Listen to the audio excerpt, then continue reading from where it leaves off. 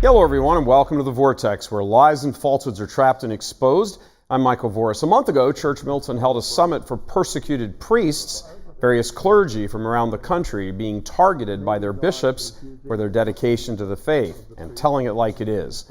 Last week, we did the same for a group of 9 former seminarians who were likewise targeted for their orthodoxy, what they came to know about their seminaries, including rampant homosexuality, getting hit on, witnessing others being groomed, and so forth. Every one of them had to undergo a type of psychological attack for nothing more than wanting to dedicate their lives to our blessed Lord's church to be used to save souls. That's it, nothing more. When the moral and doctrinal corruption of seminaries comes up in conversation, the corrupt hierarchy will say, oh, this is all decades and decades ago. That's a lie. It's a straight-up lie. When people, like the corrupt, disgraced, homosexualist, lying Cardinal Donald Wuerl, says the crisis in the church is decades and decades ago, what they should say is the corruption is decades and decades in the making and is still very much alive. But don't take Church Militant's word for it. Listen to the victims and decide for yourselves. But as you listen, please ask yourself the question, exactly who is causing division in the church? The corrupt, homo-friendly, lying hierarchy, or faithful Catholics exposing it and defending innocent victims? Roll the interview.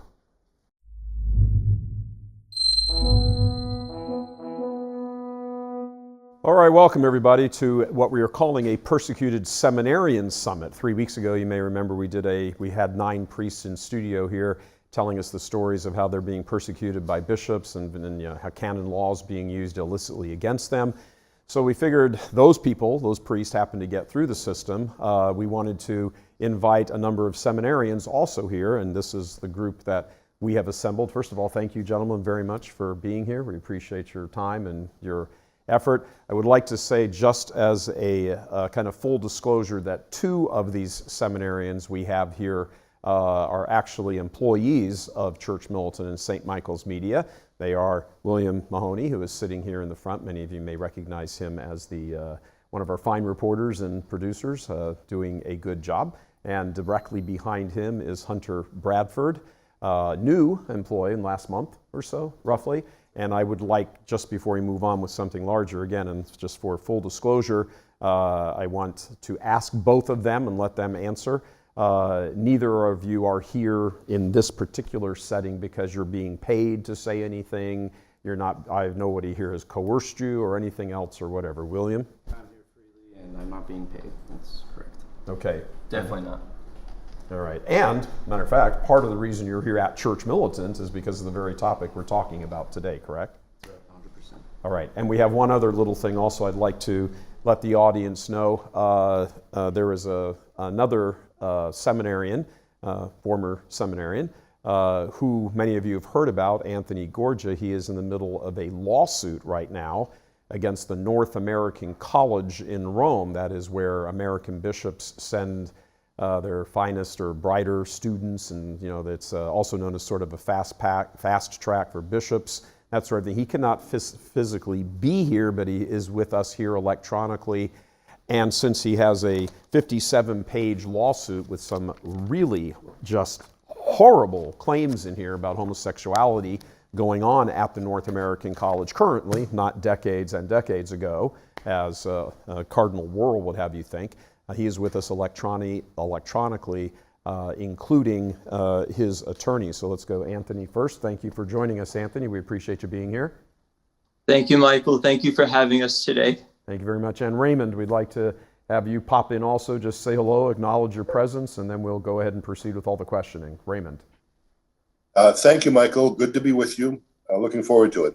Thank you very much, guys. Okay, so we have 9 seminarians, former seminarians, and 1 attorney because of the lawsuit.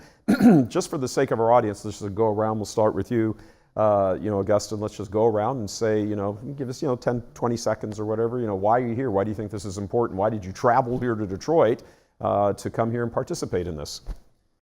Yeah, well, I entered the Carmelites of Wyoming, a traditional community, and Those are the guys, the mystic monks. They make the mystic coffee. monks. They make the coffee, and I wanted to give my life to God, but when I got there, it was not quite as it was advertised. It was just completely a crazy freak show kind of a place, and so I'm here because there are many people that think that they're a really great place and they want to send their children there. Young men want to aspire to be monks there, and they have no idea. They have no idea, and so that's why I'm here, because someone has to say something. All right, William. For me, I was at the North American College from I think 2006 to 2008. I just wanted to be a parish priest in Paterson, New Jersey. And what I saw there, what I witnessed there, was a lot of people being ordained who should not be ordained, and a lot of people being thrown out who probably should be ordained. So I'm one of the ones who was thrown out, and so I think the truth needs to be told, and the only way to clean up the mess is to put light on it. Very good. Steve.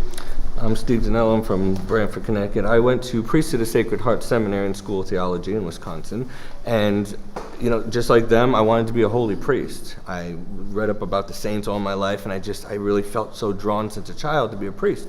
So around age 39, I was finally able to go, and I went in there with the best expectations, to go in there and be a holy priest. I knew there was a lot of problems in the church, and I was hoping that I could get in there and one day help transform the place and go back to tradition.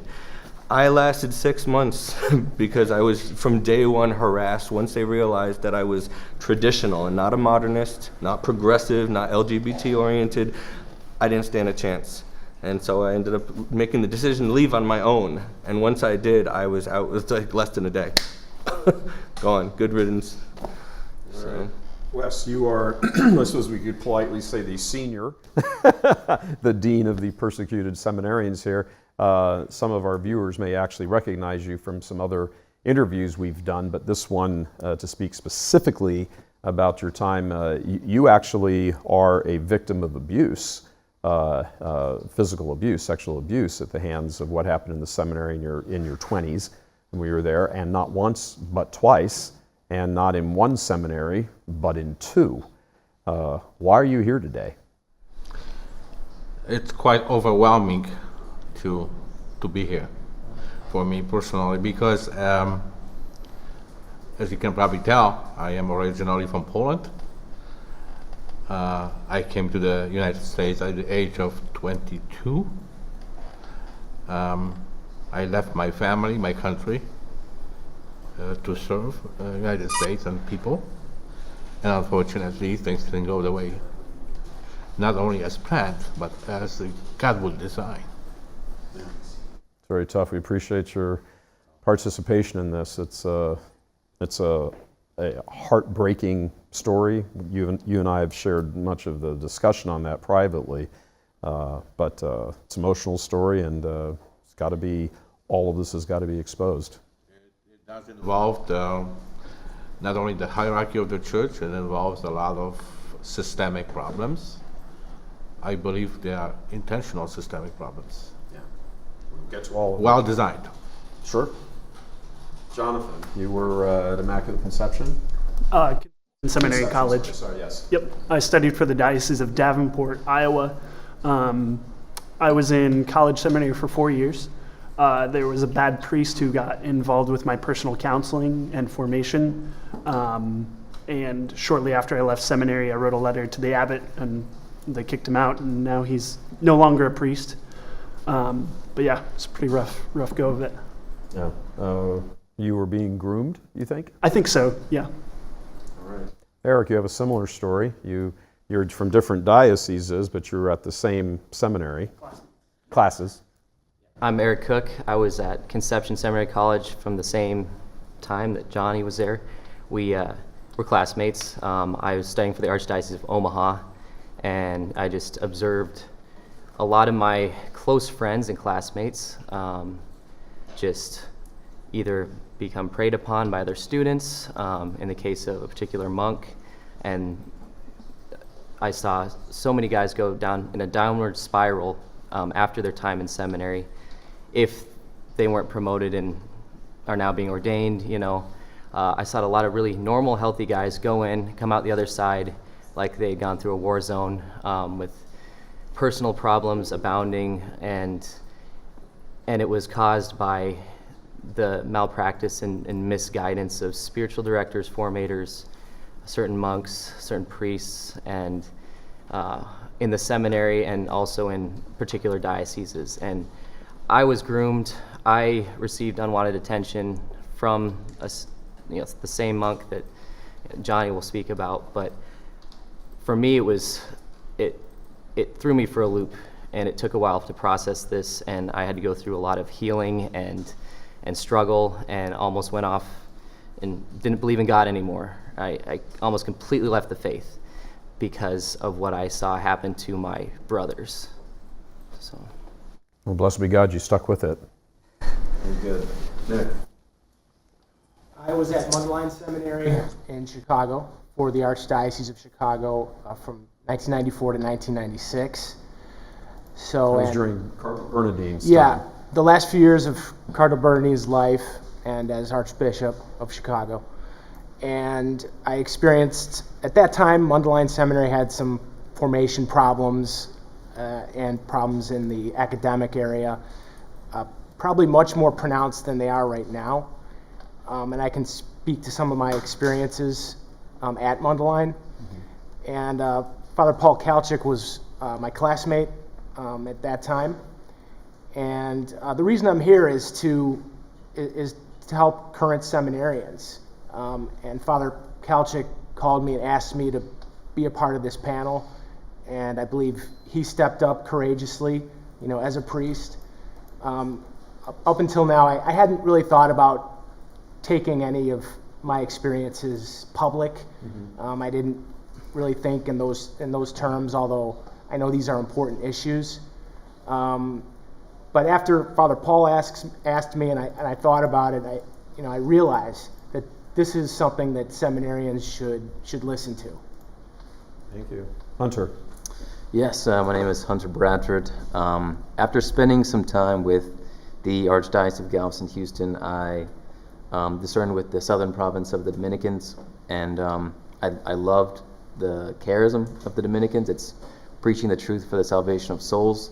But after spending just a couple months, it was clear that salvation really wasn't the goal. It was more like the gospel of social justice or ecology or whatever it was, but not Catholic. So, yeah. All right, and lastly, Anthony, I'd like to come to you because this lawsuit that has been filed by your attorney, Raymond, who we see right now on screen. But Anthony, why are you participating in this summit we have right now?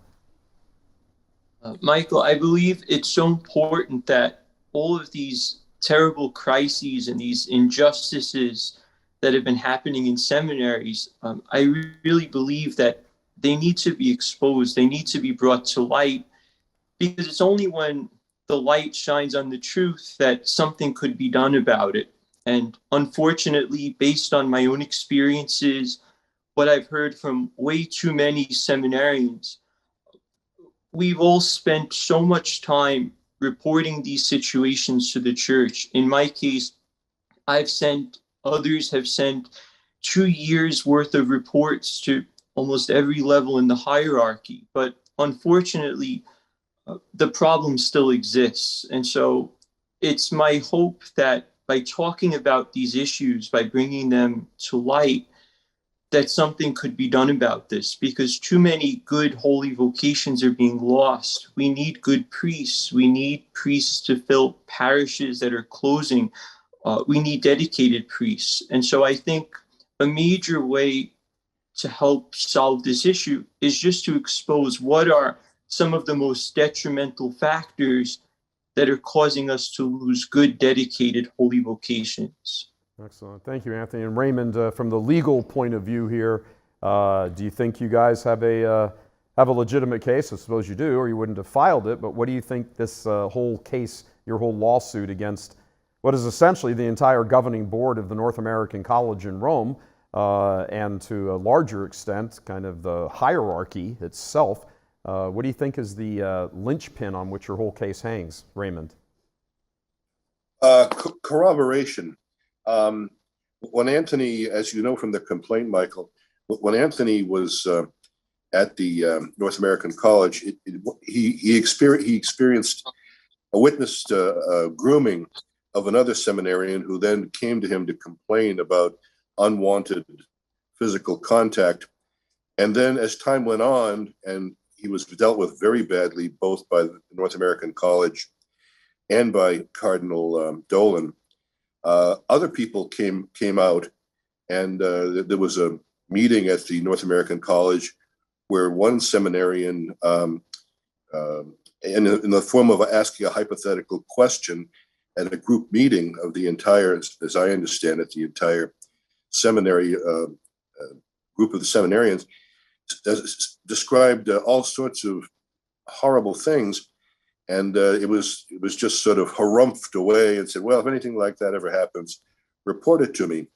And then even after that, fellow came forward. He's moved on with his life. He was at the North American College.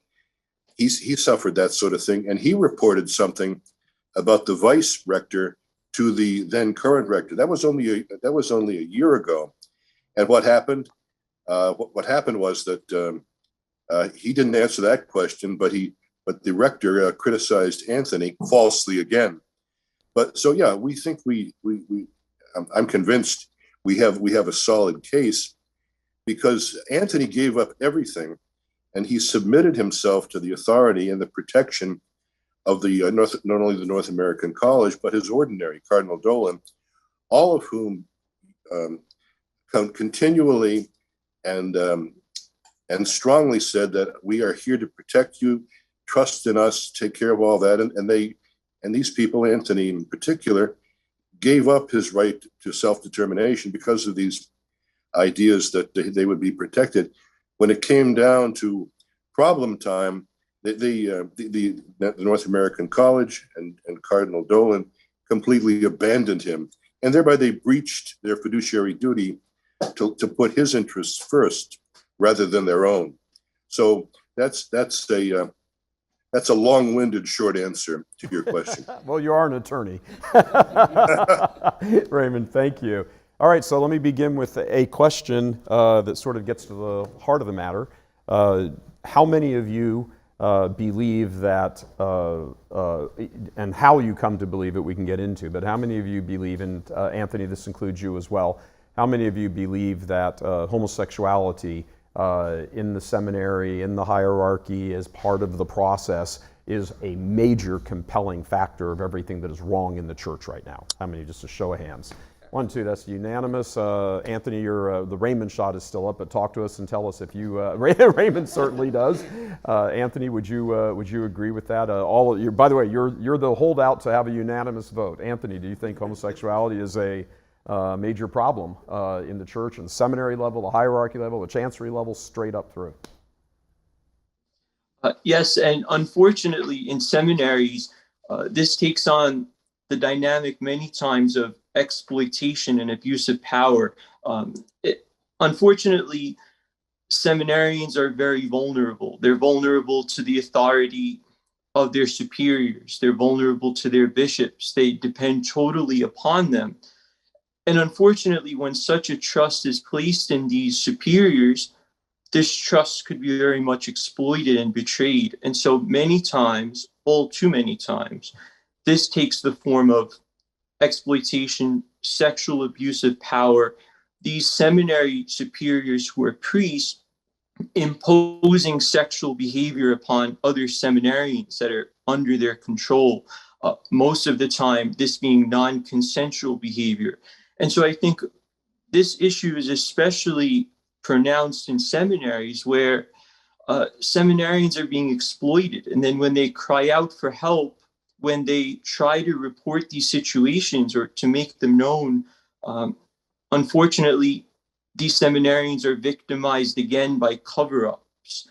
Bishops and vocation directors who are supposed to protect these seminarians from predation or being affected by it in any way, many times protect the alleged predator instead of the seminarian himself. And so I think this is a really pressing angle to what's taking place in these seminaries. We hear that. You guys just heard what Anthony said. How many of you would say, yep, you know what, what he's saying is true? And you're all from different places, for the most part, different places. You've been around, you've heard, you hear. I mean, seminarians talk. You have friends in other seminaries. I mean, there is a little kind of informal network, a chatty network there.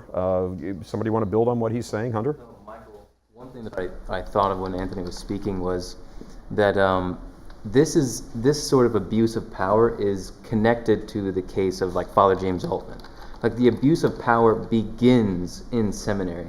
Many times it's in response to your to being traditional or to being faithful to Christ and the magisterium. Many times it has to do with homosexuality. But in seminary, they want you to be a company man. They want you to just be a yes man, to say whatever goes. Now, of course, like obedience is a thing. But St. Augustine says that an unjust law is no law at all. So obedience, yes, but to something that is against canon law, is against the magisterium, there's no natural law is a sin to be obedient. So yeah, the case with Anthony, the case with Father James Altman, it's all connected. They're not just these one-off situations. Like it's this umbrella of interconnected You want to cases. build on that? Talk about the network of it. 100%. And the other thing too is these guys who are part of this, the hierarchy that's a part of this, they have no concern for law. They ignore canon law completely. They ignore even within the rules of the house. Like at the NAC, for example, after I was thrown out, that was James Checchio was the rector, who's now the Bishop of Metuchen, New Jersey, where McCarrick got his start. Anyway, he after he had thrown me out of the seminary, my parents were there and everything else, and they're out there devastated, and he doesn't care. He's on the phone. He calls Cardinal Dolan, and he's on the phone with him having a good laugh about how they chucked me. And I know this because my friend, who was a priest, who had just been ordained a priest, was there he's from Sacramento, California. He overheard the conversation and went into Dolan and said to him, "Hey, you're breaking internal forum. You have no right to discuss what just happened in the seminary to an outside guy." But he just went, "Oh, ha, ha, ha, ha," and that was it. They have no concern for the rules, none. They have their own thing, and that's it. So, Do you guys get the sense this is systemic throughout the church? Wes, coming from Poland and experiencing it at Christ the King Seminary in Buffalo, and then moving on to Philly, or Baltimore. Baltimore, sorry. If you inspect my case with magnifying glass, which means when we go on the details, it clearly shows the progression of abusive treatment, but systemically abusive treatment. Mm-hmm. And I ended up in a disaster in Baltimore with sexual assault by the pastor. The case, which was supposedly settled, in a sense, was investigated. There was no money and all that stuff. But the case was reinvestigated again in 2018 by the Chancellor of the diocese. And the end result is like, okay, maybe it happened, maybe it didn't happen. When you hear this all the time, guys. We report on it constantly. Oh, they're going to be an investigation. They're going to do this. They're going to get the board in, and the board of investigators and the bishop appoints and blah blah blah blah blah. Do you guys believe that when they hand back a report? I mean, my situation must have been unique then, because I actually had the fortunate experience that when I did write a letter to the abbot at the time, he responded appropriately.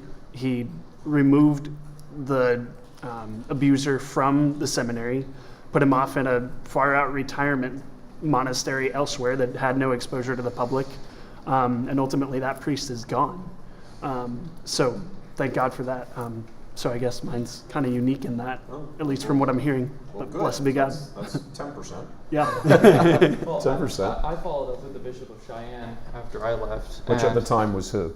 It's Bishop Beegler. Who's there now? He's there now. Okay. And I mean, he did set up an investigation. So a priest from the St. Luke Institute came and supposedly spoke to the prior and the novice master and some of the monks there. And then I got a letter back from the bishop maybe 8 to 9 months after I had first reported it.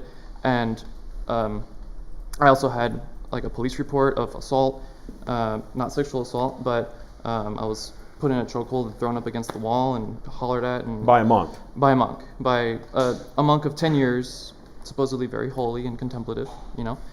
And Sounds like something Padre Pio would do. Yeah. And the response that I got back was, we found some issues. We told the prior and the novice master to make certain corrections. And when I inquired what these corrections were, they wouldn't tell me anything. And I know from just their newsletters that the monk that assaulted me was not removed. And he has a temper. That wasn't the only time that he assaulted me. He threatened me a couple times, and he put a trowel up to my chest, you know, one of those sharp masonry towels. Yeah. And he wasn't removed, and he's in charge of like postulants and novices that come in. And for clarity here, as we talked about last night at dinner, you said that you actually went to the police, filed a police report. He went and had to plead, you know, no contest. No contest, yeah. Which means I'm guilty, Which please means he's forgive guilty, me. but yeah, please forgive me. And there's an actual criminal record here in his case.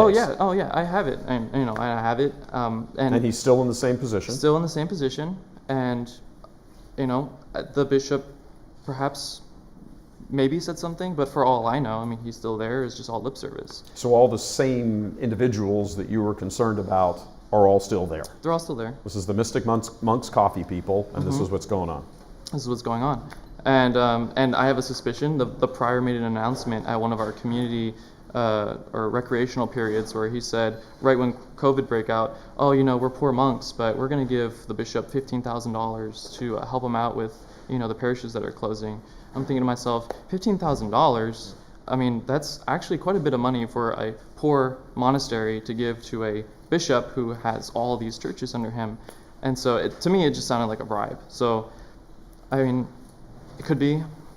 I wonder if the bishop knew that Mystic Monks has millions in the bank. I'm sure he does. I'm sure he does. Yeah, you would think so. But the poor monk, poor little, you know, St. Francis hiding in the forest thing is not the case of the Mystic Monks at all. That's your contention. Oh no, their monastery's rich. Like, it's like top notch, like beautiful stonework, and they got machines, they got all kinds of stuff. It's not poor. It's not poor. Anybody else? Eric, you had a lot to chat about last night. What's your take on all of this? And just so the public knows, yeah, we meet with folks ahead of time to kind of, you know, understand their story better and all of that. There's nothing untoward or anything about that. It just makes the interview move along faster for the sake of the audience. So you were saying last night? Yeah, in my experience, you know, yes, I saw, you know, certain friends of mine, classmates, stuff happen, you know, whether or not someone in authority, rector or a abbot or, you know, vocation director or a bishop back in their home diocese did anything about what was reported to them by people who were wounded. There's a varying amount of responses. You know, some, you know, like in Johnny's case, the abbot responded to his letter. You know, took it seriously, and the monk was gone.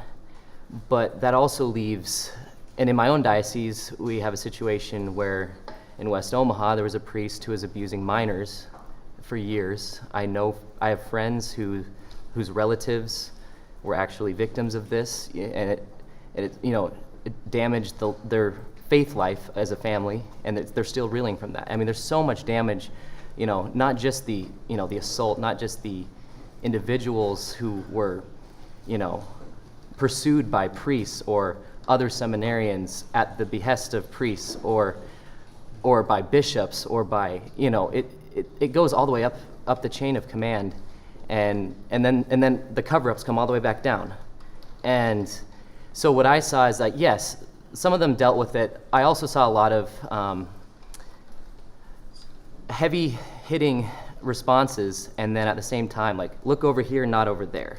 You know, yes, we're dealing with this. And then they take the same priest in the West Omaha case that I mentioned, my archbishop, sent him right back, you know, in the same area, and he continued to, the West Omaha police continued to get calls, you know, of minors being abused. And they said, no, I'm good, I'm not into kids anymore, you know, I went through treatment that the Archdiocese sent me to, and then he's doing it again. So it's like, we have to have a change here, because if we try to evangelize others and bring the faith, you know, as Church Militant, St. Michael's Media is trying to teach the faith as well, we go 3 steps forward and then we go 10 steps back every time, either, yes, it's dealt with, but in a way it's like, yeah, we dealt with it, but don't look at it. We don't want our dioceses back home to know what happened at conception.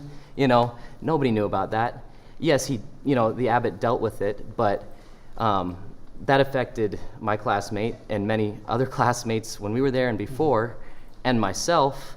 That same priest made a pass at me for 2 years, and there came a point where I'm like, no, get away from me. I don't want to go on a 45-minute long walk during recreation time around the monastery.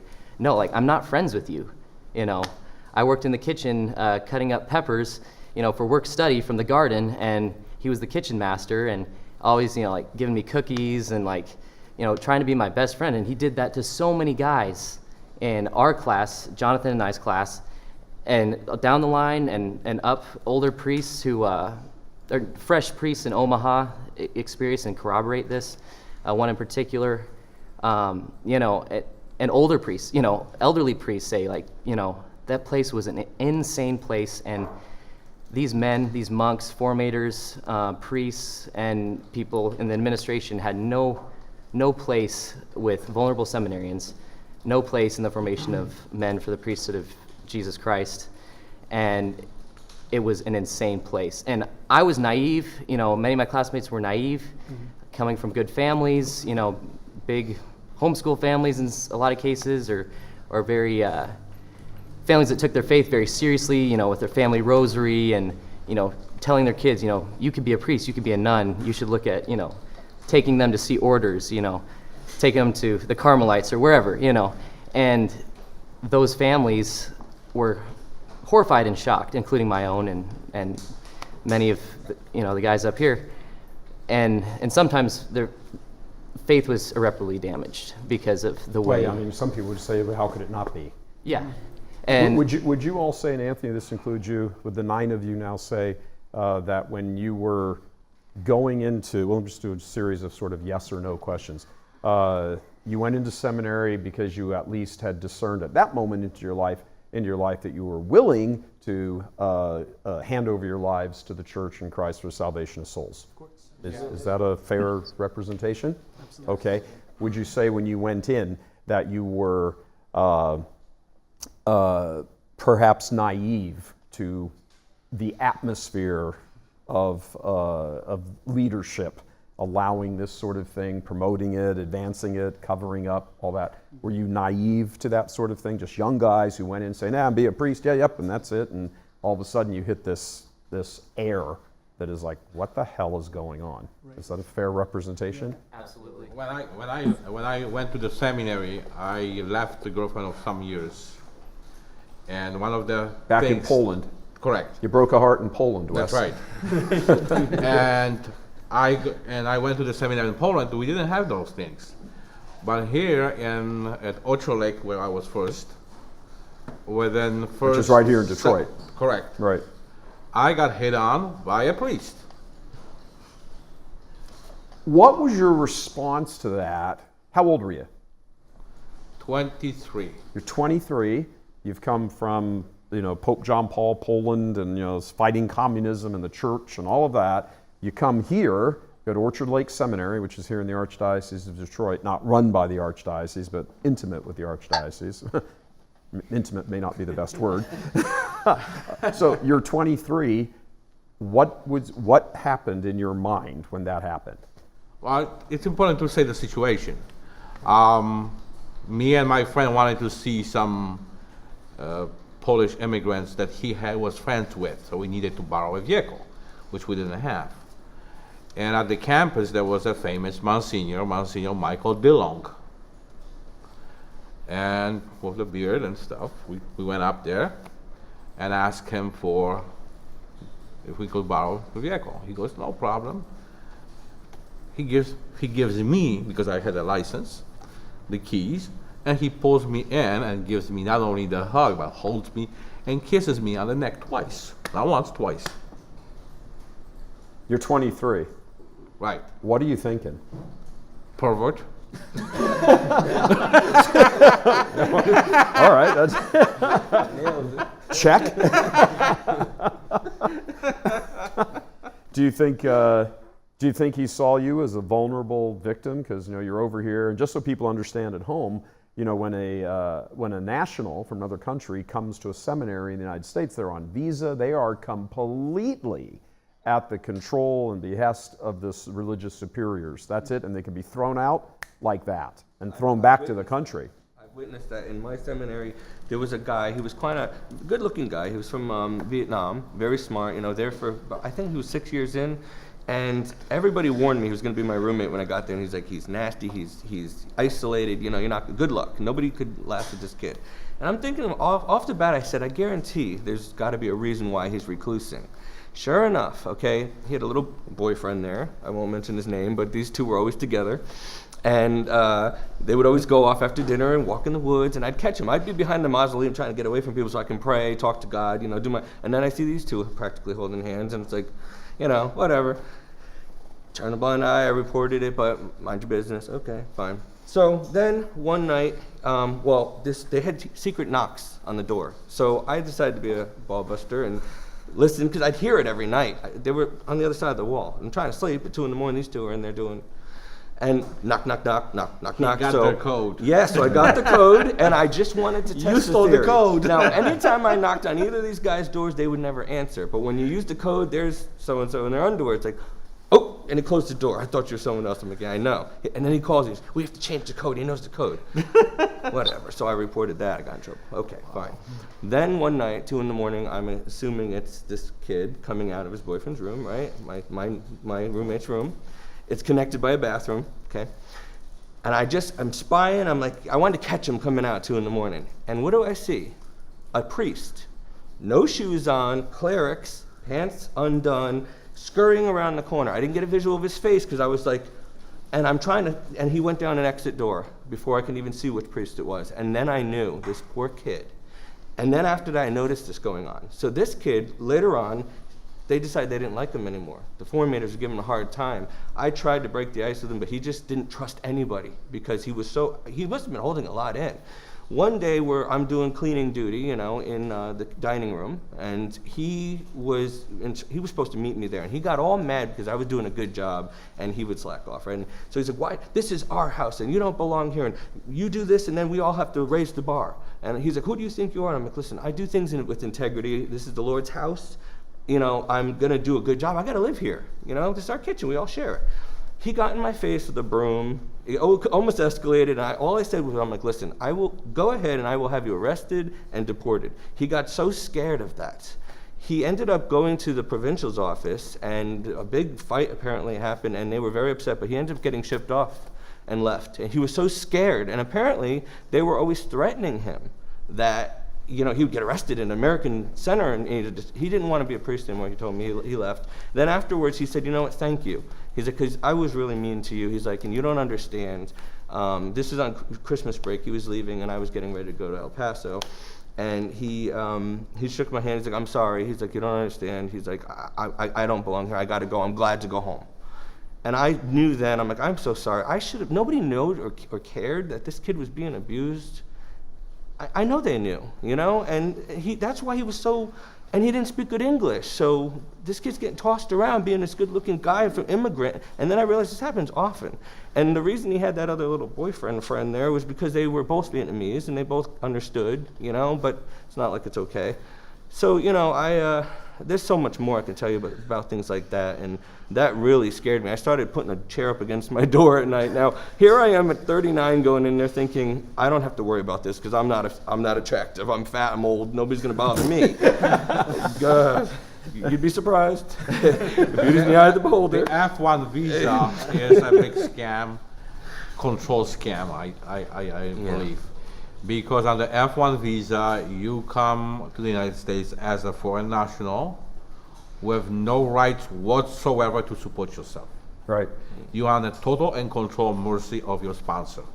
And that sponsor can do with you whatever they feel like it. And they do. I've been there for a number of years, 7 years.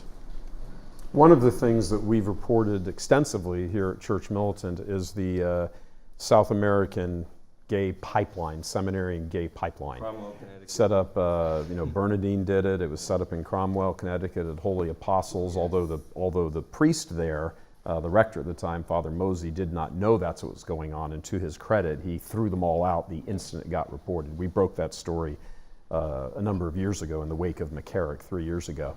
But the same thing was happening in Casa Jesus in Chicago, set up under Bernardine, Nick. Same thing was happening in Buffalo, set up by Paul Mansell, Bishop Paul Mansell, who's now in Hartford, Connecticut, an active bishop. Before there was a Colombian pipeline, Right?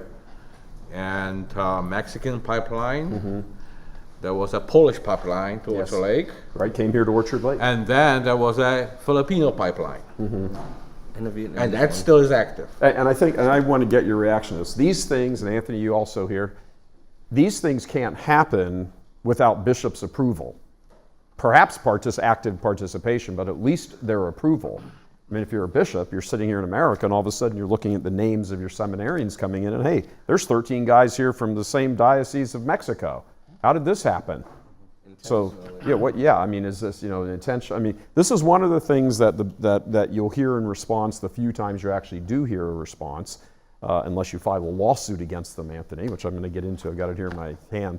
One of the things you hear is, you mostly hear silence. We don't have to say anything. We're not accountable to anybody, blah, blah, blah. But when they do say something, it's like, oh, we didn't know. Oh, the psychologists told us, so we put them back in. Oh, we're not aware of that. Oh, we've done an investigation. Oh, here's the results of the investigation, but we're not going to tell you really what they are. And nothing appears to change.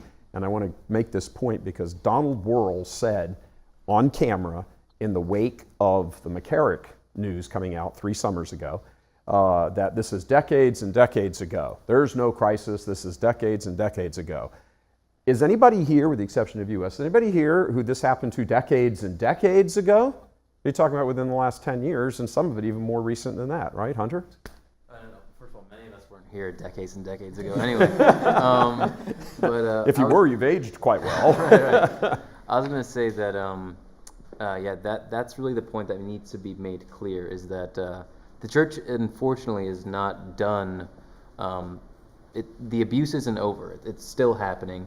And but I would say, like McCarrick, the church, the American church at least, could be said that it's made in the image and likeness of McCarrick. So his brothers are in power now. They're doing the same things that he did, if not maybe directly, but indirectly covering it up. It's this whole system of brotherhood in which the bishops are connected, and his work continues. And to that point, Anthony, I mean, your lawsuit here is 57 pages long, and Raymond, your attorney, may want to jump in on a part of this also, but I mean, let me just read one section. This is paragraph 68, if I can. On August 2nd, 2020, that's not decades and decades ago. That's more like weeks ago. On August 2nd, 2020, Anthony learned that an investigator reviewed documentation which described Harmon and Harmon's homosexual lover. Harmon is the rector of North American. Today, the former bishop of the Diocese of Springfield, Illinois, that is Bishop Paprocki, Bishop Lucas, engaging, so to make that clear, we're talking about Bishop Lucas, not Bishop Paprocki, engaging in relations at an orgy, which was described in graphic detail. Now, that's the charge that you make one of them, that you make in this lawsuit, very extensive lawsuit. And just before you address that, I'd like to say that we also reported an affidavit that was signed and sworn and everything, all the normal stuff from an affidavit, from a priest. I won't say where, because I don't want to get, actually we did say it already, it was in Detroit. When he applied to seminary, he went to the vocations director, who is now the pastor at a very large parish here in Detroit. The priest's name is Father Below. He's in charge of, he's the pastor of St. Paul in the Lake.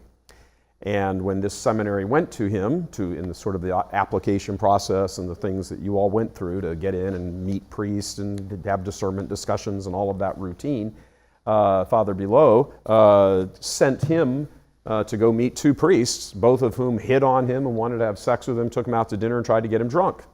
Now, he swore to that in an affidavit that we have. So that was roughly 20 years ago or so, I believe, maybe 30 years ago. I'd have to check. I'm not sure on the date. But let's fast forward to last year, Anthony. This is what you put into your lawsuit against the leadership of the NAC, which is 30 bishops in the United States. 30 sitting ordinaries in the United States, and this is not decades and decades ago. Go ahead.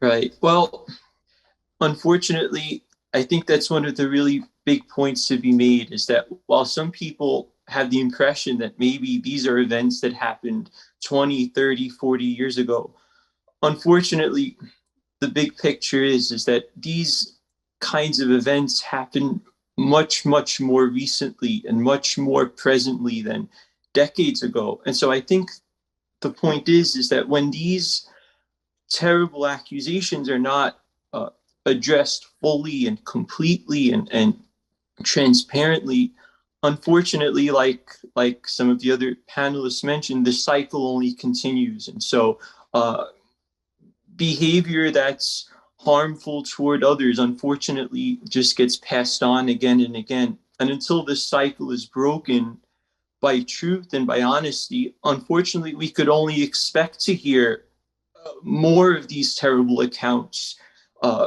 not only very presently, but also even in the future. And so I believe that it's so important to break this cycle that only begets itself if it's unaddressed. Thank you for that. Raymond, I'd like to bring you in if I can for a moment. How important is it to a legal case to establish, I guess, what the public would think of as precedent, but a long-standing history of this? I've got to believe that something like that presented to a court certainly bolsters your case. It does, Michael. And it's all over the place, and your panel this is not an isolated situation. There's a long history at the North American College. The fellow I mentioned earlier, who complained in 2020 to the rector, Harmon, about the vice rector coming on to him at a DuPont Circle, Washington, D.C. bar and rubbing his chest and cooing and made cooing sounds in his ears. That's been going on forever. So this former NAC seminarian, as I say, called up and complained, and he was met with the wall of silence. It's pervasive. I'd just like to touch on something else, if I may. You read in paragraph 68 about the orgy scene. We had this reviewed by a former special agent in charge from the FBI, what he said about the whole thing was, it fits a pattern: opportunity, vulnerability, misuse of authority that he had seen in his life as 30 years as an FBI agent, and 10 before that. 20 years, and 10 before that as a field grade officer in the United States Marine Corps. He's familiar with all this, and the pattern was what? Anthony was summa cum laude high school valedictorian, same in college, outstanding recommendations from the Cathedral House of Studies at Douglaston, top of his class at the seminary. One of the defendants called him a star seminarian. He'd mastered his human formation. So what happens? He comes back to New York for approved surgery, and while he's recovering, he gets a letter from Harmon, directed to Cardinal Dolan, saying he's deficient in his human formation. His director of human formation said he was a star seminarian, and I'm quoting here, "You have mastered human formation." So what is this? This is lies. This is born of Satan. This fellow decided, well, he's back in New York now. Maybe the word will get out. He had witnessed some things. So it's time to do one of two things: either force him out, or so knock him down by degradation and punishment tours, and you can't come back, and maybe you'll never come back, that he'll go away and nothing will ever happen, and I'll be protected. And one day I'll become a bishop, which, as you say, the North American College. Dolan himself was the rector there, and now he's the cardinal, I Archbishop of New York. These people are doing exactly the opposite of what they pledged to do. They pledged to put the seminarians first, put their interests above their own. And what happened in the event? What happened was it was all a lie. They put themselves first, and they betrayed so obviously some of these things. Carmen went so far as to try to go around and suborn criticism from Anthony's classmates while he was in New York recovering. And they were unsuccessful, of course, because he was well liked by everybody. And what happened after that? He said, well, don't tell anybody I asked you. How's that for putting the seminarians' best interests first? Yeah, that's beyond disturbing, actually. And yeah. William, I'd like to speak with you because you were at the NAC. Does anything that Anthony's attorney, Raymond, just said sound outlandish to you, or? It's pretty tame. He's actually, I think he's holding back a little bit. Yeah, to be quite honest. He probably knows a lot more than he's saying because it's pretty tame. No, that place is an absolute festering, swamp that just needs to be crushed. What do you think is the driving force of all of this? Homosexuality, and with that goes power, money. They want money. They want power. They like the prestige, and they like to, and they're gay. I mean, it's as simple as that.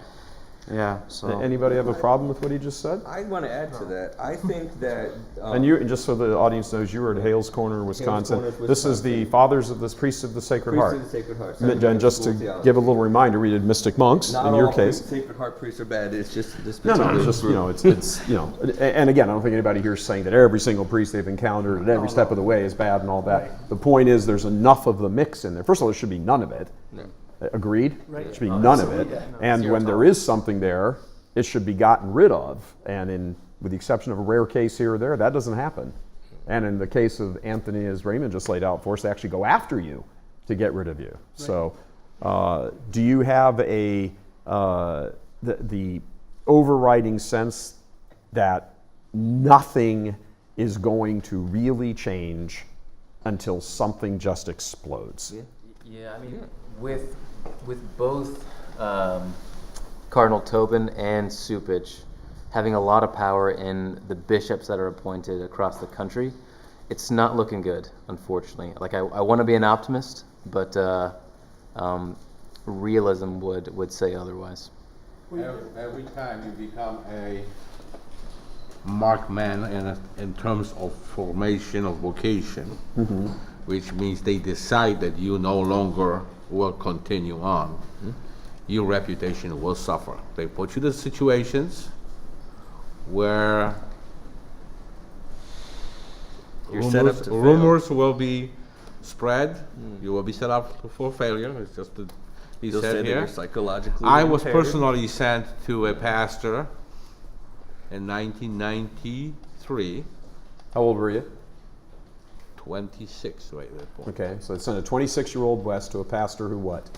That pastor, right from the bat, told me, Wes, you are sent here for the reason, so don't worry about your contract. So here I am working at the parish, supposedly training for the future of the ministry. He doesn't allow me to preach, which is the basics.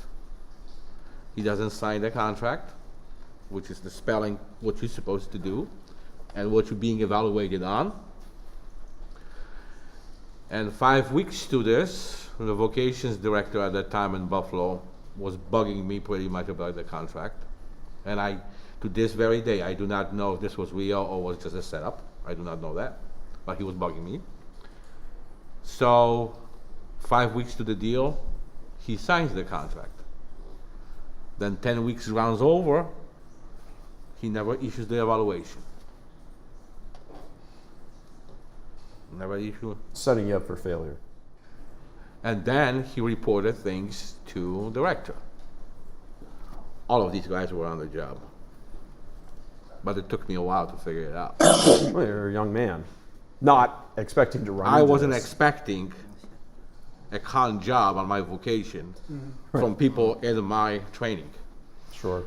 Well, I think you guys were talking about specifically immigrants, but I think naivety is an unfortunate consequence of coming with an attitude, like once you go into seminary or get ordained to the priesthood, you're going to be plastered on the back of a holy card. That's not the way it works. You know, you need to be, it shouldn't be this way, but you have to go in hyper aware, extremely vigilant, that there are men out there who will take advantage of your naivety.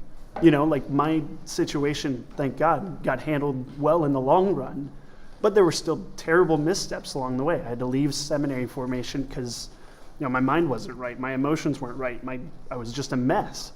It made a mess of my personal life afterward, you know, but I think the origin, the root, like parents and bishops need to prepare young men who are wanting to pursue a vocation with vigilance and awareness that there are issues, major issues, and you have to proceed with caution. Like you can't just go in with like complete open trust. You have to go in with, okay, there are problems and we're gonna watch out for them because it may hit me.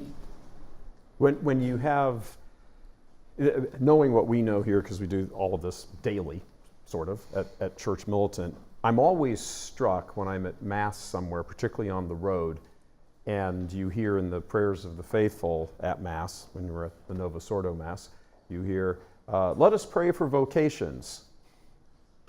When you guys encounter that, I mean, here's 9, not you, Raymond, we see you on the screen right now, but Anthony.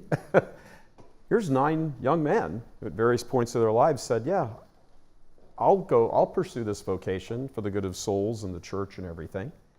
What do you think when you hear, oh, let's have all these vocations? You guys all got driven out of seminary for one thing or another. Dogma, doctrine, being groomed, homosexuality, whatever the case was. It's a box that you need to fit. They don't tell you that. Yeah. It's hypocrisy. I get so angry when I hear that prayer because I'm standing there, I'm like, you guys are running me out of here, and yet we're saying this prayer. How hypocritical. What don't have any true vocations. All I want to say is that if you're a Marian, consecrated Mary like I am, you're not welcome there. If you are a traditional conservative, a Trump supporter, you are not welcome there. This is my experience, and I'm sure we could all agree with this. If you are not all about the LGBT and pushing for gay marriage and gay priests to come in, and women even, you're not eligible. You're not welcome. I mean, if you say anything, even ask questions, you're not welcome. I mean, I was always being told I was disobedient, and I asked too many questions, and I'm like, I'm here to learn. I just came here naively. I wasn't stupid. I knew this stuff was going on, but I didn't think everywhere and at every seminary. This is everywhere now. And, you know, I said, it's not going to happen to me. I'm old enough now. I know my faith. I'm going there with a mission. I had this call since childhood, but I'm 39 now. I'm going, and there's reason for it. Like, I thought I'd get married. The girl died of cancer after 22 years, you know. So I said at that point, I'm not going to get married. She's the one. She's my wife. I had my wife, even though I never got to marry her. And I said, now there's nothing holding me back. My dad's gone, my dogs are gone, my girlfriend's gone. And so I sold my home, my car, left a good job, everything. My family rejected me. They said, if you do this, it's not going to work. They were never religious. They never stood behind me with this. They said, don't ever come back to us. You're dead to us. And they meant it. Because when I went to the seminary, and they even knew, they said, you have to sell everything, pay off all your debts, this and that. I went there, I had nothing but the stuff I brought with me, which still fit in a U-Haul, but it was stuff I needed. Well, when I left, I didn't want to leave, but I did not want to stay there because we were living in a lap of luxury, and because I just wanted to be a priest for me. I said, Lord, I'm here to be a priest for you, and I want to be not a priest, but I want to be holy, and I want to lead. I want to be traditional. If I can't do that here, then there's no point in me being here. I said, but if I leave, you're going to be mad at me for leaving my vocation. I said, I don't know what to do. These people are harassing me. I'm up all night. I can't sleep. I'm having heart issues. I'm insomniac. I'm getting depressed. I can't stay here any longer. It's been 6 months. I said, please forgive me, and your mother forgive me, but I'm leaving, and I'm going to end up on the street. And I'm trying not to cry right now because I lost everything. You know, I just wanted to be a priest. So you know, like, and now I have nothing, no vocation, and now they're slandering me. They're blacklisting me. Just to prove this, I went and contacted like 68 other places, seminaries through Vocation Match, and almost every one of them was so interested in bringing me on board. I did some come-and-sees until they called the seminary, and whatever is being said, they're like dropping me like a hot rock. I'm sorry, absolutely not. And I'm like, what are you hearing? And so I put this off, and I had to come here because I want people to know this is going to keep happening. It's going to keep happening, and this is a target against people like Father Altman. They basically said, we don't want another, they see us coming as the future Father Altmans, and they're going to stop it right there. If they even sense you're going to be a problem to the new regime, this new communist agenda in there, you're out. And I was out in 6 months pretty much. And if I didn't leave on my own, I would have been either missing, dead, or suicide, or whatever. They were going to get rid of me one way or another. And so I left. I said, I don't need this, Jesus. I'm trusting you. And he has been there for me. I mean, I immediately got a job again. A woman took me in off the street, and I'm here now. So I've been able to survive, but it was very risky. But most of these guys, like Stephen, we come from other countries. We can't go back. There's nowhere for us either, so they stay and they compromise, and they're going to go to hell for being bad priests, God forbid. They just stay because they live in a lap of luxury.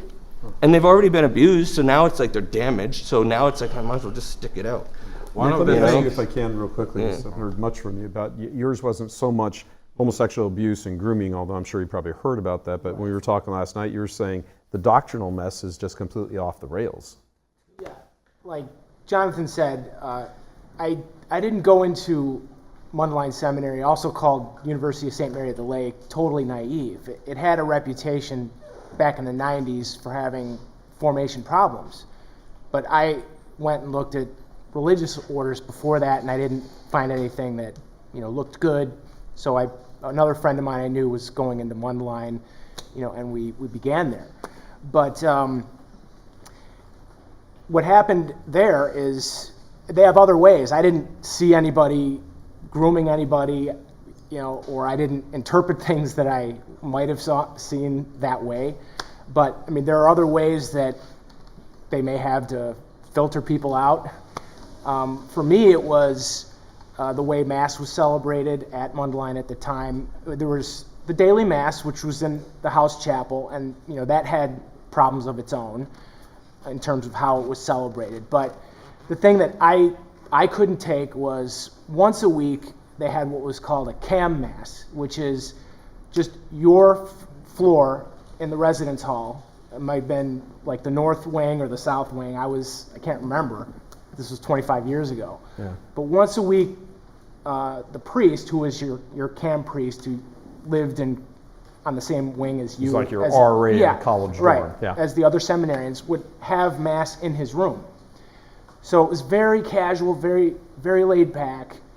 You'd have a coffee table where Eucharist was consecrated.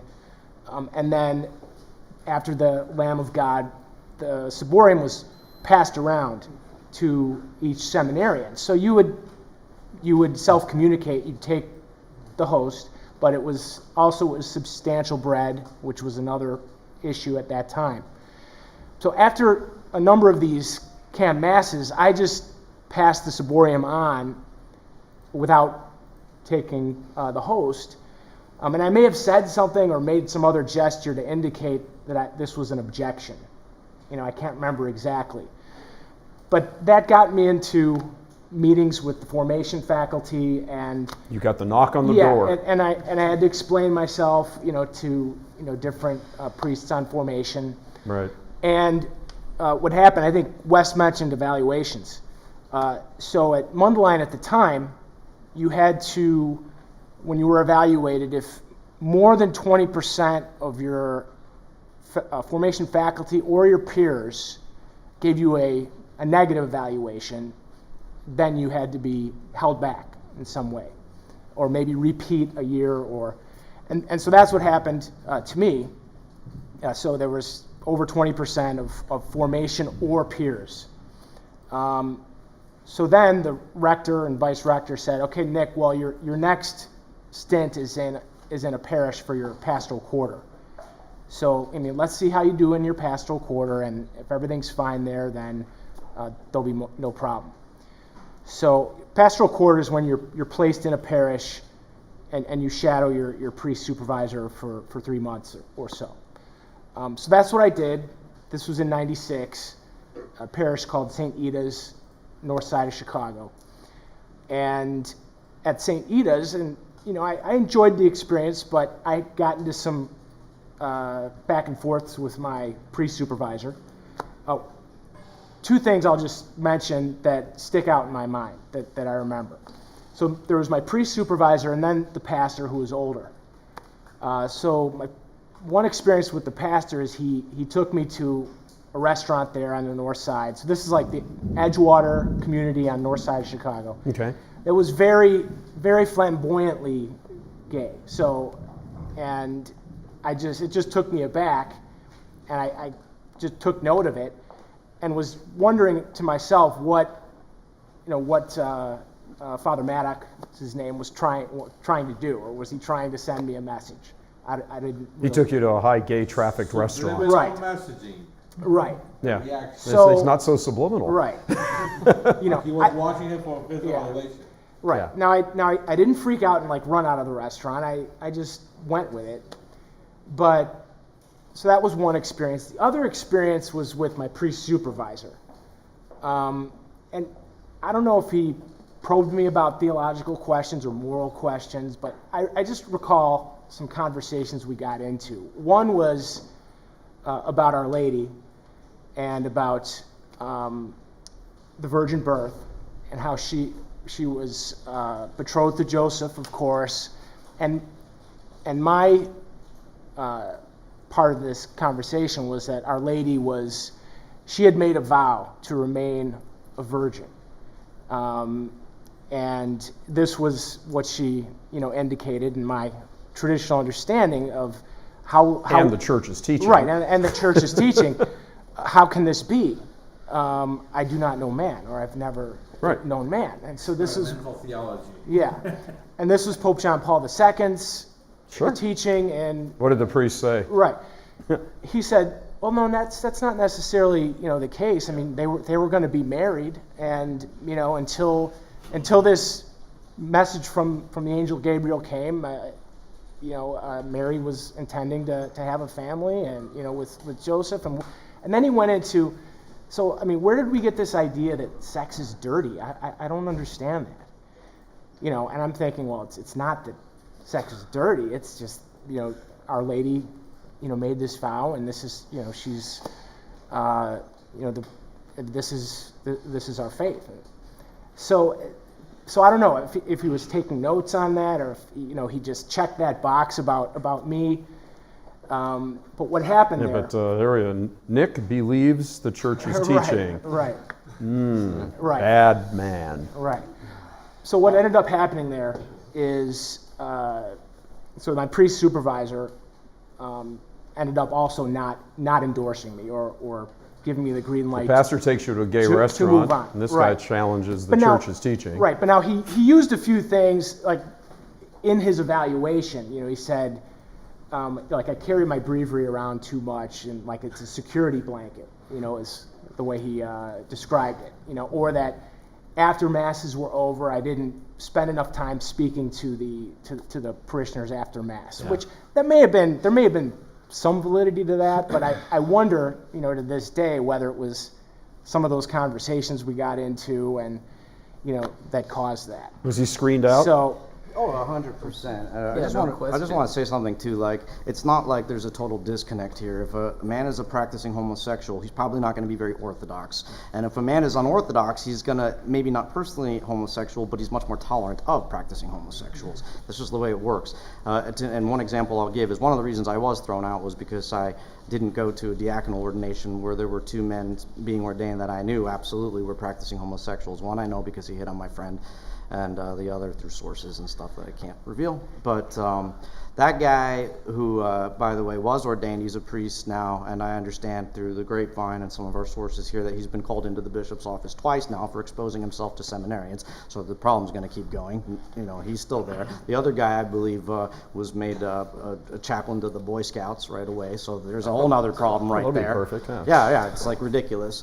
Anyway, but the one guy who was called into the bishop's office twice, well, he was totally off on theology, and when I spoke to him once, he was telling me that he found the perpetual virginity that he's speaking of, he found it disgusting.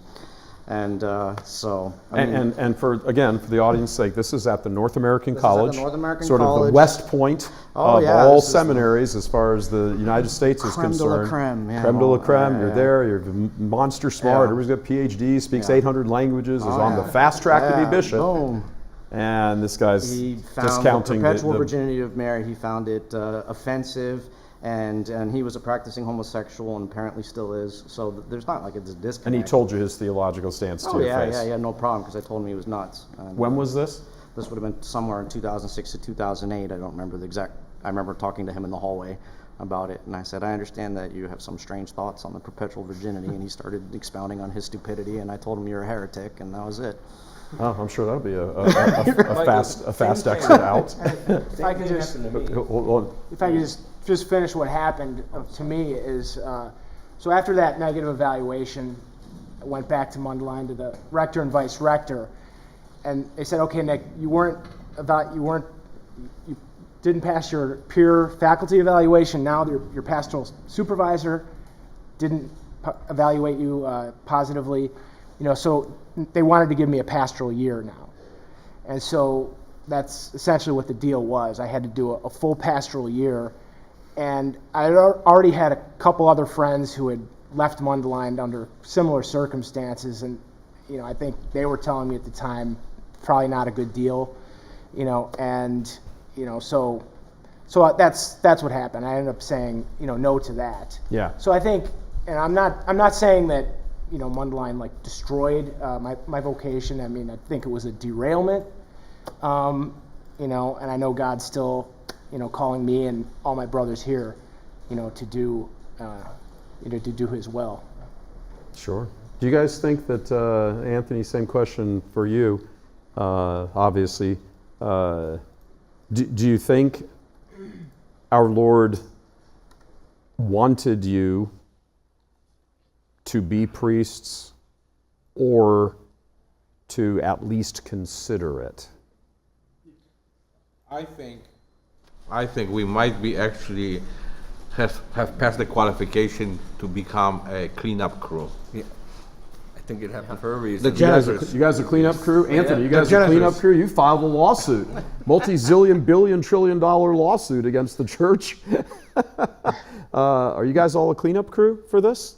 I mean, this is a lot of personal suffering to have to go through, and I want to get into that as our final question after this one, though. But I want to ask you just while we hear from Anthony real quickly on the cleanup crew question. Good point, Wes. I want you all to just kind of quietly reflect, you guys, on how this has, or initially anyway, impacted your relationship with our blessed Lord. Did you go to him and say, am I unworthy, this, that, you kicked out of seminary or have to leave? And, what does that do to a young man's spiritual growth or lack of growth? Because you invest all of this in his church, and this is the way you get treated. These are the things you witness. So contemplate that, because we'll come around and do a little quick round robin at the end of that. And people need to hear what happens to young men who are ready to give their lives for the church, and they get spit on, and I'd use another word except we're in public, by people who are supposed to be invested in saving souls. But Anthony, to the cleanup crew question, I mean, I don't know if you could do more of a cleanup effort than to drop a multi-trillion, billion, gazillion-dollar lawsuit on them all. You part of a cleanup crew for all of this?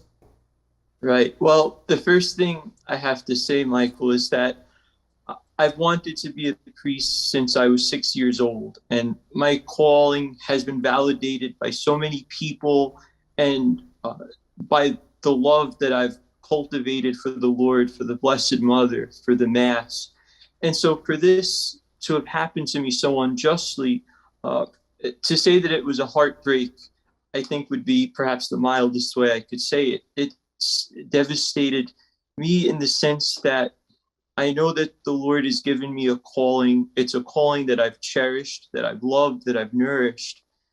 And to have it taken away for an injustice was just such a terrible thing. But at the same time, I find peace in knowing that I have to let the truth come out. Obviously, it was never my intention that this would have had to have ended up as a lawsuit. I gave the church every opportunity to address these accusations, to address really a crisis that's going on at the seminary and with vocations that are so treasured. And so, unfortunately, it seems that this next step of the lawsuit is really the only possible way at this point to still bring about these protections for seminarians. We can't lose any more vocations. Not one more seminarian deserves to have to cry out for help because nobody in the church wishes to hear him or to help him or to settle this horrible matter through justice. And so I do believe firmly that this next step could help not only myself, of course, but more importantly, so many vocations that have been lost, so many that are presently being lost, and so many that will be harmed in the future if this is not looked at through the eyes of justice. So thank you very much, Anthony. That's a great summation. Jonathan, how did this affect your relationship with our Lord? Firstly, I think the most important response, or one of the most important responses, was as much contention as I have with Pope Francis. One of the things he said in follow-up to the McCarrick thing was, this evil won't just end. And I think that's exactly right. Not until we do something about it. But for me, spiritually, it was probably one of the darkest moments of my life. I planned on being a priest since I was a child and grew up thinking that was my goal. Went through high school, that was my goal. That was how I saw my future. That's how I heard the Lord calling me to his altar. But I spiraled so far down and into such darkness, but I came to realize he doesn't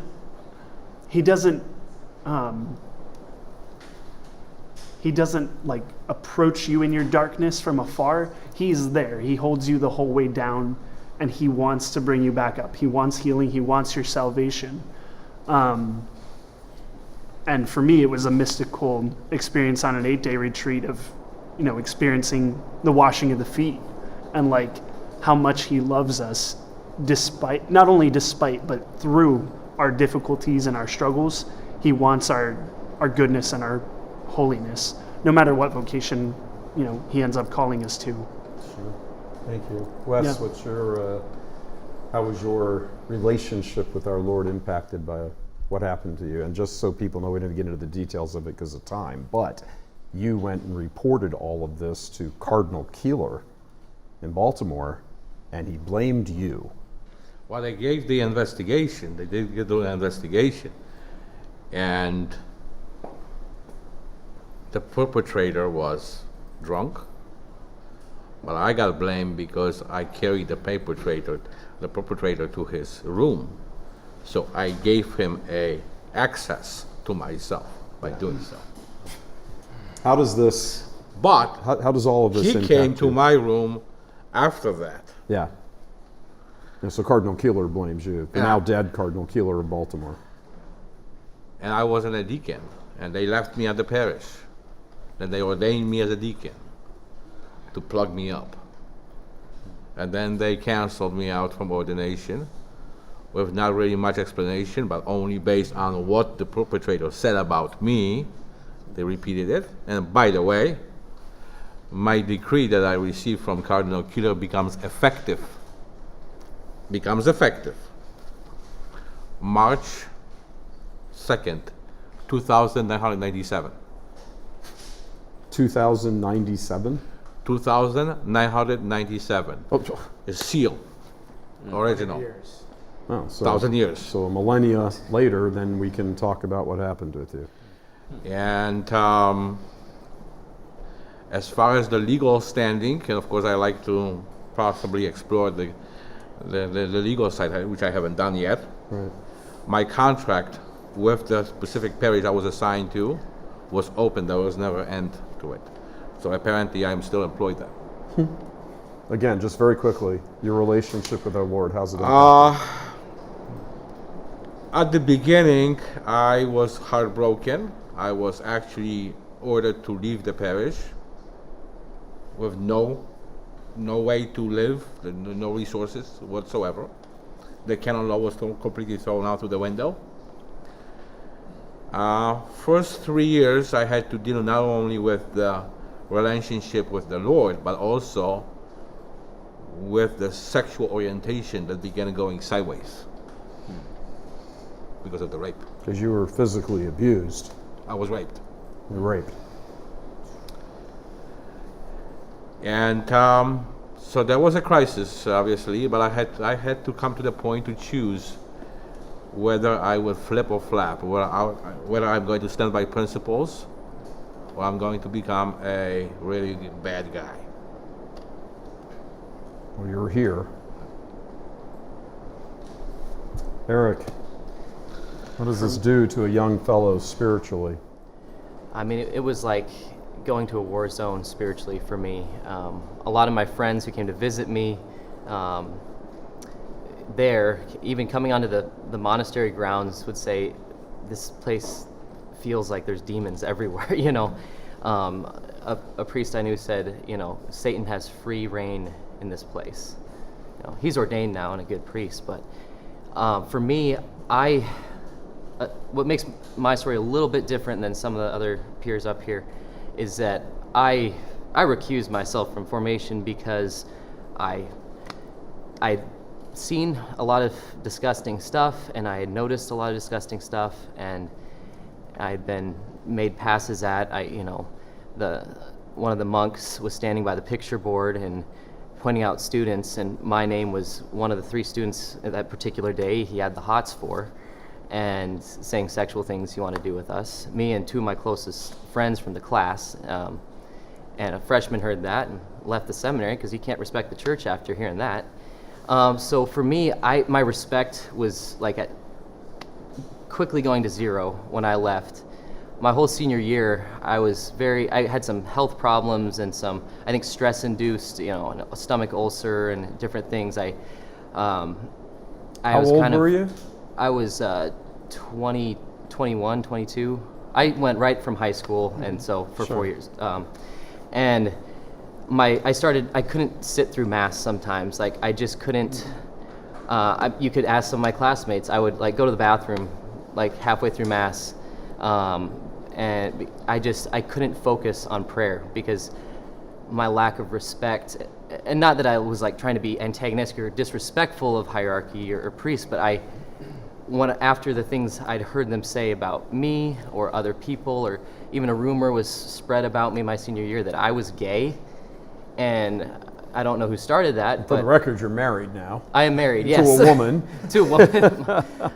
No, I have a lovely wife, and I knew I wasn't called, and but I gave it a solid try, and I gave it, you know, I was 100% on board, you know, going through. And with the doctrinal stuff that was, you know, denying authorship of books of the Bible, from, you know, the Immaculate Conception to, you know, heretical stuff like that, you know. And then seeing all the grooming of myself, and then seeing the abuse, and seeing upperclassmen, you know, hearing about them raping freshmen and getting away with it, and then, you know, continuing on their merry way to the priesthood in some cases, or getting back into seminary recently and showing off their clerics again. For me, my faith was wrecked, and it didn't go right away, but I started questioning the existence of God. I still went to church. I still played, you know, kept up the front of I'm a good Catholic young man with, you know, my family. But I was headed for a route very opposite, like what Wes was saying. You know, I was headed to a really dark place of just of selfishness, of worldliness, of I didn't want to really have anything to do with the church, and I went into a spiral, and I struggled with some depression, and it was so hard because I was 100% on board with the mission of trying to be a really good priest and, you know, give my life to God and the church. And as a result, I saw all this stuff that I was not wanting to see. And not only was I not called, but then I also what I saw happening to classmates, it just, processing that wrecked me, for a time. I couldn't stop thinking about it. And I'm like, what do I do? And then, certain people in formation staff back home in the diocese just kind of, they wouldn't talk to my parents about it. The cold affect went down. It's like, yeah, we're recruiting you. It's like a military recruiter, like, yeah, you come to this seminary. And then on the other end, if, they're like, no, I'm glad you're leaving. They didn't say that, but in all their body language, it was like, don't let the door hit you on the way out. Sure. Sure. So and this is a devastating Yeah, and then when experience. I started going through personal issues, taking that, they didn't want to hear about it. Yeah. It's just, do we know you? And so for me, my faith is stronger, but in that time, I both had no interest in the kind of Novus Ordo, what I would call, in my place, West Omaha Catholicism.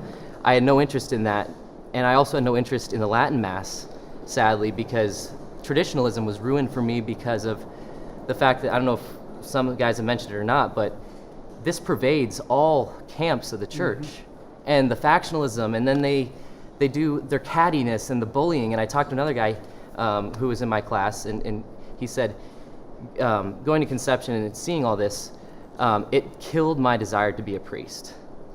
A direct quote. And I heard that from other guys. I heard other guys, it ruined a lot of guys' faith, but a lot of guys came back stronger. But Mary, the Blessed Mother, my Marian consecration, I leaned into that, and she's what brought me back to Blessed be God for that. To loving the church and also saying, we need to address this though. Sure. I almost lost my faith. Yeah, I mean, that's the point. Many of you just go right to the edge of this. That's three of you right there. Dark place. Yeah, dark place. Steve, you guys have to be very conscious of the time here, but... What he said, you know what, I went into it with very strong faith. I knew what was going on. That was why I wanted to be a priest, to set things right.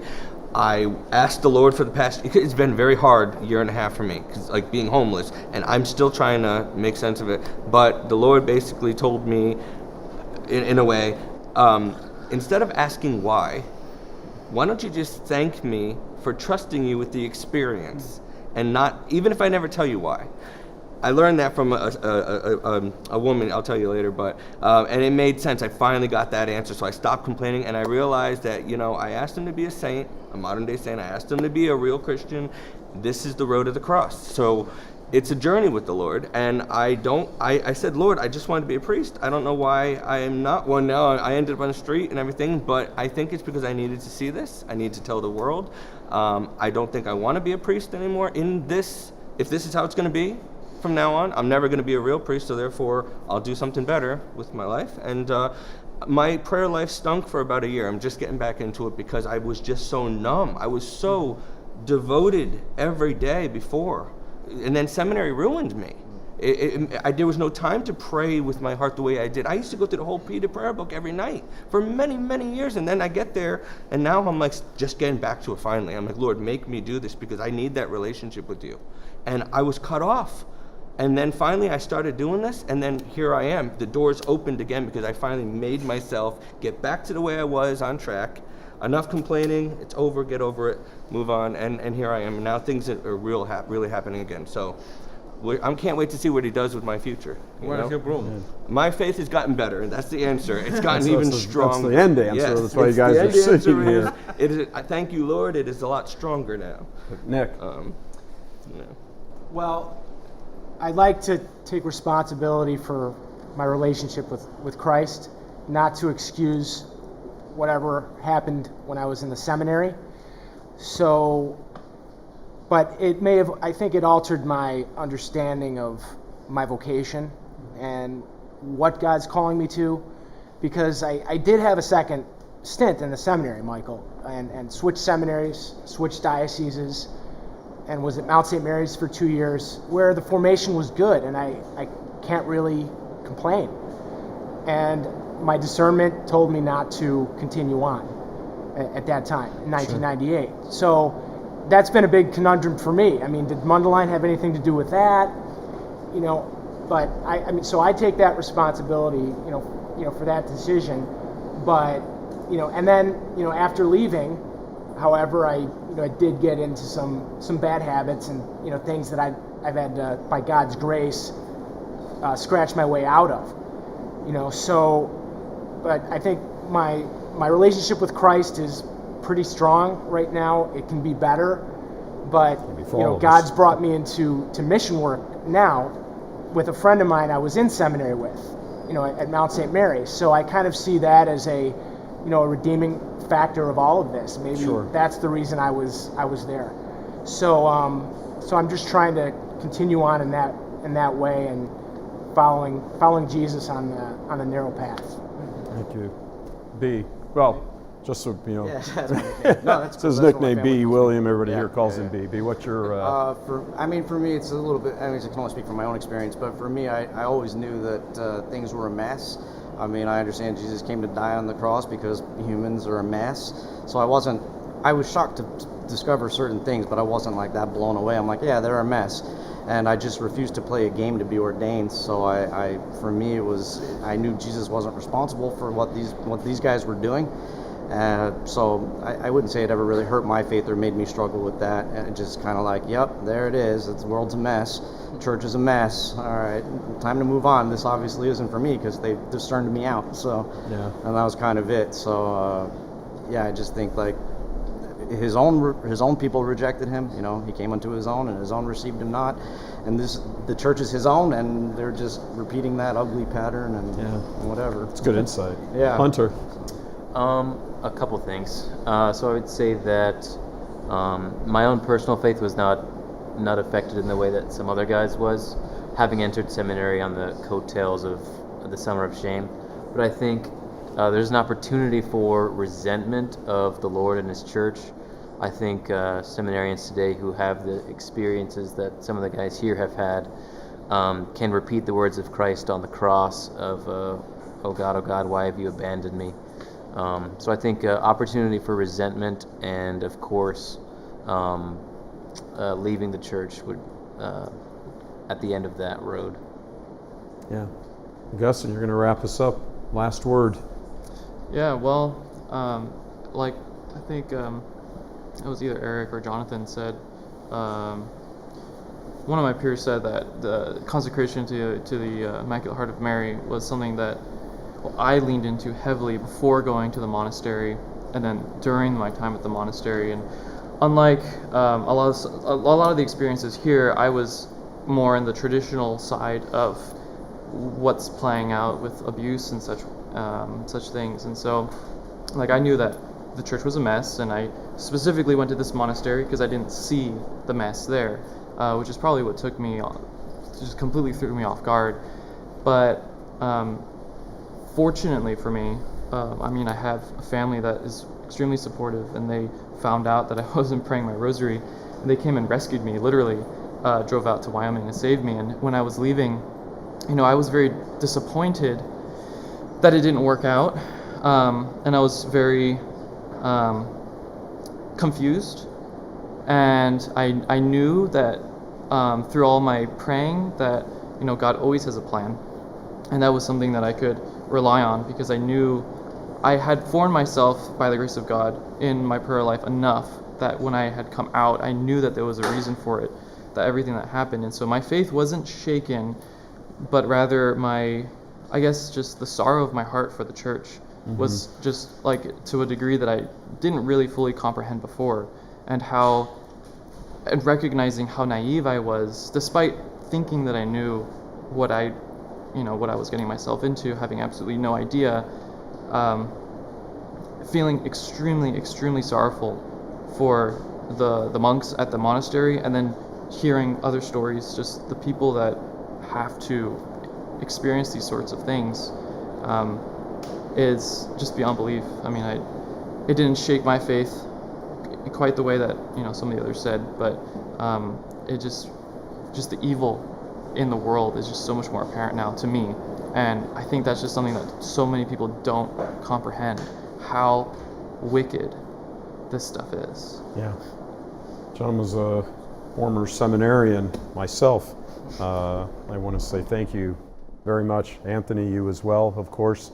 Although we see We see your attorney at the moment right now, but Anthony, cough or something and you'll come back on screen for us. It's that Zoom feature. Very good. Thank There you, you Michael. are. Thank you. But again, as a former seminarian myself, I just want to say thank you very much, all of you, for coming, taking the time to sit and expose what's going on. You're going to have people probably are going to say you're lying, you're in it for the money, you're this or that, whatever the case is. You are 9 wonderful Catholic men who our Lord has put here in front of us at this very moment to help, address the evil in the church. And you are to be absolutely commended from that. So for everybody here at Church Militant and all of the audience, allow me to express our gratitude for everything that you are willing to do now on behalf of Holy Mother Church, despite how the leaders treated you and what they exposed you to. God bless all of you. Thank you guys. We appreciate it very much. Thank you.